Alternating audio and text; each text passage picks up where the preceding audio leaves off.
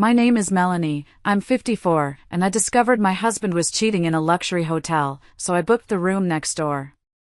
Before I tell you about how I walked in on him with his mistress, and brought her husband with me, let me know where you're watching from in the comments. I stood there, heart pounding against my ribs, outside room 402, at the Grand Plaza Hotel in New York. My hand trembled, holding the key card to room 403. Laughter, his laughter, echoed from behind the door, seeping through the thin wall, twisting like a knife in my gut. My face was set, a bitter grimace I couldn't quite hide.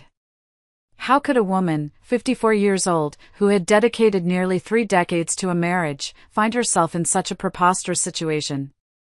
In 28 years of marriage, I'd been the perfect wife. Now, I was a reluctant detective, a stalker, and a woman on the verge of breakdown. But tonight, everything was about to change. This wasn't the end of me. This was the start of my freedom. For so long, I had believed in a fairy tale. I was a young woman, fresh out of college, with dreams of traveling the world, learning every language imaginable. But then Robert came along. He was charming, ambitious, and convinced me that our life together, building a family, was the greatest adventure of all. I shelved my aspirations, happily trading my passport for a spatula, my dictionaries for diaper bags. I became the silent backbone of our home, meticulously managing everything from the household budget to our children's college funds. While Robert climbed the corporate ladder, securing promotions and a hefty salary, I was the quiet force behind his success. He'd often dismiss my contributions, saying, "You just take care of the home, Mel. That's enough." It was a subtle erosion of my value, a slow bleed I barely noticed until it was too late. The past few years, the silence in our sprawling suburban house had become deafening. Robert was always busy, late nights at the office, business trips, golfing with clients. I'd cook elaborate dinners, only to eat alone, staring at the empty chair across the table. When I'd suggest a weekend getaway, or even just a quiet evening together, he'd brush me off. "Melanie, you're overthinking it. I'm just tired." I became a ghost in my own life, a silent observer of a marriage that was slowly, painfully dying. The ache of loneliness was a constant companion. Then came the morning I found his phone. He'd left it on the kitchen counter, notifications flashing. A text message popped up, innocent enough at first. "Can't wait for our romantic weekend, Robert. Missing you already. Sarah." My blood ran cold. My hands started to tremble so violently, I almost dropped the phone. Sarah. The name echoed in my head. Who is Sarah?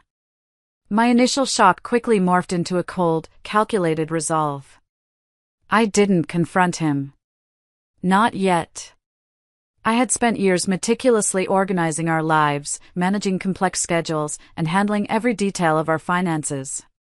That meticulousness, that hidden skill for detail, became my secret weapon. I started digging. I checked his call history, scrolled through his messages when he was asleep, painstakingly cross-referenced his calendar with credit card statements. Each piece of information was like a tiny shard of glass, cutting deeper. I found more messages, more clandestine meetings. The affair wasn't new, it had been going on for at least 8 months. And there was a vague mention of Sarah having a complicated situation with her own husband. That detail, that one tiny breadcrumb, stuck with me.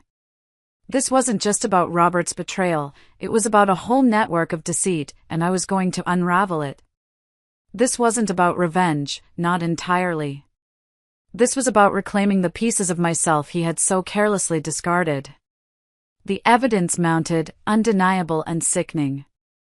Robert and Sarah were planning a romantic weekend getaway at the Grand Plaza Hotel in New York. A luxury hotel, no less. He'd probably used our joint account. The audacity. My initial grief twisted into a fierce, unwavering anger.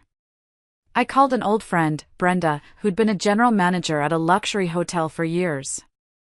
I spun a plausible story, a white lie about wanting to surprise Robert for our anniversary, and managed to get the room number, 402. Then, with Brenda's help, I secured room 403, right next door. A part of me, the old Melanie, screamed at the absurdity of it all. But the new Melanie, the one forged in betrayal, was calm, focused. I packed a small bag, just the essentials. No fancy clothes, no makeup to hide the storm raging inside me. Just simple, functional items. As I boarded the train to New York, I felt a strange mix of dread and exhilaration. This wasn't a vacation, it was a mission. Stepping into the grand lobby of the Grand Plaza, I felt utterly out of place. This opulent world was where Robert chose to betray me, not in our quiet home. I saw them immediately. Robert, smiling, holding hands with a woman noticeably younger than me, beautiful in a way that screamed new, exciting, forbidden. It was Sarah. My stomach clenched, a cold knot of dread. I watched them disappear into the elevator, my eyes burning. Then, I took a deep breath, walked to the reception, and checked into my room. The keycard for 403 felt heavy in my hand, a silent promise of what was to come. I wasn't just checking into a hotel room, I was checking into a new chapter of my life. This wasn't about him anymore. It was about me, and about finally saying no to being undervalued. The sound started subtle at first, muffled laughter, the murmur of voices. Then, the unmistakable creak of the bed, the intimate sounds that made my skin crawl. I sat in my small, impersonal hotel room, listening. Every laugh, every whispered word, was a fresh stab to my heart. But I didn't break. I clutched a small notebook, jotting down every detail, every agonizing sound. This was my proof, my raw, unfiltered truth. It was excruciating, but I needed to feel it, to face it head on. At one point, I felt a hot flash crawl up my neck. I just stared at the wall, the phone felt heavy in my hand. I wasn't going to cry. I was going to get through this. In the dead of night, unable to sleep, I slipped out of my room, needing air, needing to escape the suffocating closeness of their betrayal. As I stood in the deserted hallway, leaning against my door, I saw him. A man, roughly my age, standing silently outside room 401, his face etched with a familiar despair. Our eyes met, and in that instant, a silent understanding passed between us. He was Julian. Sarah's husband. He introduced himself, his voice gravelly with exhaustion. I knew she was seeing someone, he admitted. I hired a private investigator a few weeks ago. I just needed to catch her in the act. My heart ached for him, for us. We went back to my room, the sanctuary where shared pain could finally breathe. We talked for hours, exchanging stories of betrayal, of feeling invisible in our own marriages. Julian listened to me, truly listened, something Robert hadn't done in years. He praised my strength, my courage to come here alone. He made me feel seen, appreciated, desirable even. There was an undeniable spark, a connection forged in shared heartache.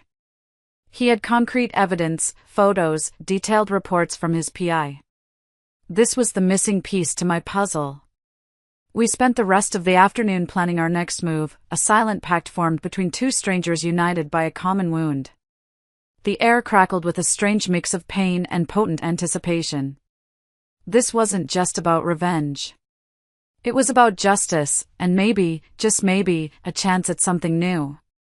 The Grand Plaza's restaurant was a symphony of soft jazz, clinking silverware, and hushed conversations. The perfect setting for a romantic dinner, or, in our case, a very public execution. Robert and Sarah sat at a corner table, bathed in the warm glow of candlelight, looking utterly oblivious to the storm about to break. They looked comfortable, too comfortable, laughing and sharing an intimacy that once belonged to me. Julian and I entered, walking with an almost synchronized stride, an unspoken agreement in our every movement. We chose a table strategically, just far enough to appear nonchalant, but close enough to be impossible to ignore. Robert's eyes flickered our way, then did a double take. His smile faltered. Sarah, sensing his unease, looked up, and her eyes widened in horror. The color drained from her face. I rose from my seat, slowly, deliberately. Julian followed, a slim folder clutched in his hand. I walked towards their table, my heart pounding, but my face a mask of calm resolve. Robert started to stand, a confused, angry question forming on his lips. I cut him off, my voice clear, steady, cutting through the restaurant's quiet hum. "Hello, Robert. I think we need to talk." Sarah gasped, pressing her hand to her mouth. I looked directly into Robert's eyes, then shifted my gaze to Sarah. And what's truly fascinating is, I didn't come here alone. I've had quite an enlightening afternoon with Julian here, Sarah's husband. Julian stepped forward, placing the folder on their table, deliberately opening it to reveal a stack of photos, texts, and dates.